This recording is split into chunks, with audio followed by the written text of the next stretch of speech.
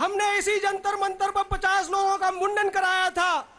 जब भारत की एक बेटी का बलात्कार हुआ था, दामिनी के नाम पे जो आंदोलन चला था, तब हमने उस कानून को बनवाने के लिए आंदोलन चलाया था। लेकिन जस्टिस जेएस वर्मा ने उसके बदले में जो कानून बनाया, वो कानून कतई कानून नहीं था। हमने तभी कह दिया था कि इस कानून का निर्माण अपराधियों को सजा देने के लिए नहीं, बल्कि निर्दोष लोगों को फंसाने के लिए किया जा रहा है। वर्मा साहब, कानून का विद्यार्थी हम भी रहे हैं, हमने भी दिल्ली यूनिवर्सिटी से कानून पढ़ा है। कानून का मतलब यह नहीं होता कि निर्दोष को फंसा दिया जाए। कानून का मतलब होता है जितनी आसानी से, जितनी जल्दी। हमारे मुंडन के दूसरे दिन फास्ट ट्रैक कोर्ट की घोषणा हुई थी। मैं पूछना चाहता हूं केंद्र सरकार से, मैं पूछना चाहता हूं सुप्रीम कोर्ट से कि आसाराम बापूजी के केस में अगर फास्ट ट्रैक कोर्ट रहा होता तो अब तक फैसला हो गया होता। और फैसले में यहां उपस्थित सारी भीड़ इस बात की गवाही दे रही है कि उनका दोष रंच मात्र भी दिखाई नहीं देता। अगर दोष उनका रहा होता तो शायद आप लोग उन्हें सजा करा चुके होते। लेकिन यह देखिए कितनी बड़ी खामी है कानून की।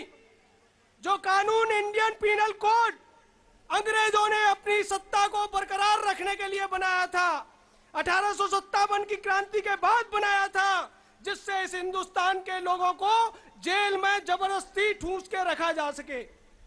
आज जेल में आप देखेंगे ज्यादातर जो निर्दोष है वही बैठे हुए हैं। कानून में भेद है, कानून में इतना बड़ा भेद है कि इस देश में एक बहुत बड़ी दुष्टा, एक देशद्रोही काम करने वाली औरत को फोन पे जमानत मिल जाती है सुप्रीम कोर्ट के एक बड़े वकील के द्वारा। आप लोग मेरा इशारा समझ रहे होंगे। कपिल सिब्बल ने कुछ दिन पहले यह काम किया था तीस्ता शीतल बाढ़ के लिए। देश में कानून का मखौल उड़ाता है सलमान खान, जिसको सजा हो चुकी है लेकिन उसकी जमानत 2 घंटे में हो जाती है। देश में कानून का मखौल उड़ाता है आतंकवादी गतिविधियों में सजा पाया हुआ संजय दत्त, जिसको हर तीसरे महीने पर पैरोल दे दी जाती है। लेकिन एक 75 साल से ज्यादा उम्र के एक साधु संत को जमानत इसलिए नहीं दी जाती क्योंकि वो जो सरकार थी जिसने उन्हें फंसाया वो उनसे दुश्मनी मानती थी।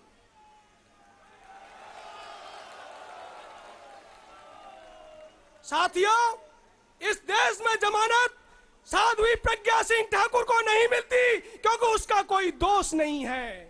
इस देश में गिरफ्तारी बुखारी की नहीं होती क्योंकि वो दोषी है, वो अपराधी है और उसके साथ वाले जो है वो उपद्रवी हैं।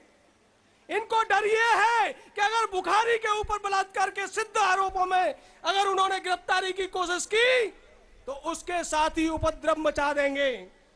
इस देश में ओवैसी की गिरफ्तारी नहीं होती जब वो कहता है कि 15 मिनट में हिंदुस्तान के सारे हिंदुओं को काट के फेंक देंगे, 15 मिनट को पुलिस हटा लो।